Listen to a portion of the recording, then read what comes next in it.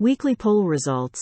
The iPhone 15 Pro Max is the clear fan favorite, the 15 Plus gets no love. Last week's poll leaves no secrets as to which of the new iPhone 15 models is the most popular. Sure, it's expensive, the periscope camera is an unknown and the older models are still competitive, but the iPhone 15 Pro Max is the one to have from this generation. Regardless of why it happened, the switch to USB-C is a big deal, especially with USB 3.1 speeds. The lighter build due to the switch to titanium matters too, and that longer lens on the tele camera addresses a long-standing shortcoming of Apple's expensive flagship. And just as importantly, these are not things that you get with last year's models.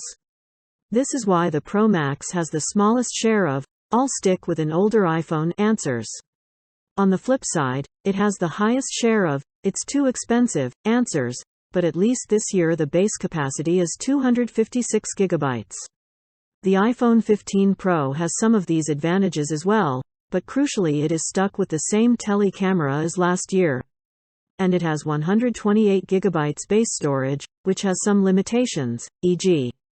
ProRes video recording is capped at 1080p at 30 fps.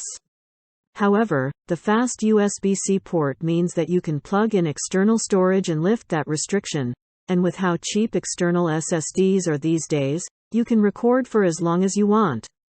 This is only the first advantage of going above the USB 2.0 speeds that Lightning was capped at, on iPhones at least, and we're bound to see more.